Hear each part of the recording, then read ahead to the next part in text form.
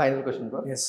చిరంజీవి గారిని మీ పర్సెప్షన్ ఎలా పోర్ట్రే చేయాలి అనుకుంటున్నారు? నేను రీసెంట్గా నాకు ఒక విజన్ ఉంది, ఆయన అలాగే పోర్ట్రే చేయాలనుకుంటున్నాను. అది చాలా పెద్ద topic Vinay, because I don't want to tell it now because it will probably dilute it also. But నాకు I have something in my mind that will be great for him. సింపుల్గా ఇప్పటివరకు చూసినట్ట చూడలేనట్ట?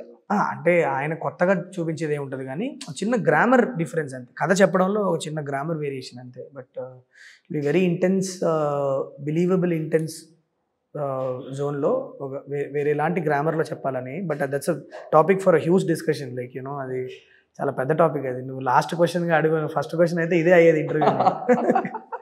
బ్రో ఇప్పుడు స్టార్స్తో act చేసి direct చేసిన డైరెక్టర్స్తో main problem ఏంటంటే వాళ్ళు మళ్ళీ down అయ్యి కొంచెం రాలేకపోతున్నారు. అది ఎక్కువగా మేము అబ్జర్వ్ చేస్తున్నాం యాజ్ ఆడియన్స్గా.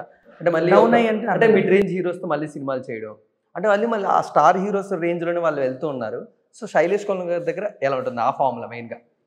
అది that is not my attitude also towards films. అంటే ఇప్పుడు అనేది ఏంటి, ఇప్పుడు వెంకటేష్ సార్తో చేశా కాబట్టి ఆయన కంటే పెద్ద స్టారో లేకపోతే ఆయన లెవెల్ స్టార్తోనే చేస్తాను.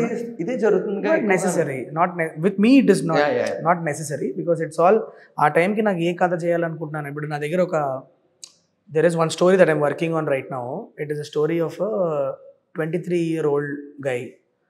Obviously I will have to find somebody from that age group, around that age group. So నీకు అంత పెద్ద స్టార్ లేకపోయినా మరి you have to tell the story, అంటే you have to find economics around it. అప్పుడు ఏమవుద్దంటే అందరూ కొద్దిగా దాన్ని ఆ ఎకనామిక్స్కి తగ్గట్టుగా ప్లాన్ చేసుకొని ఆ సినిమా చేయాలి. కథ చెప్పాలి బ్రో, అంతే. అది ఎంత పెద్ద కథ చిన్న కథ లేకపోతే అది కాదు, సినిమాలు చేస్తూ ఉండాలి. I want to keep making films. నాకు అదొక చిన్న అబ్సెషన్ ఉంది. ఐ వాంట్ ఒక క్రియేషన్ అనేది కంటిన్యూస్గా అవుతూ ఉంటేనే the hunger keeps little. So నాకు మొన్న ఎప్పుడో ఒకసారి నాకు గుర్తుంది, సడన్గా నాకు కొద్దిగా మైండ్ కొద్దిగా ఫ్రెష్ అవ్వాలి, ఏదో ఒకటి క్రియేట్ చేయాలనిపిస్తుందని ఒకరోజు ఒక షార్ట్ ఫిల్మ్ తీసాను మొన్న రీసెంట్గా. ఒక డే గ్యాప్ దొరికిందని టక్ మనకి ఇద్దరు యాక్టర్ని పిలిచి ఒక షార్ట్ ఫిల్మ్ తీసా. That is my attitude towards creating something. నాకు చేయాలనిపిస్తే చేసేస్తాను అంతే. దాన్ని పెద్దగా ఆలోచించి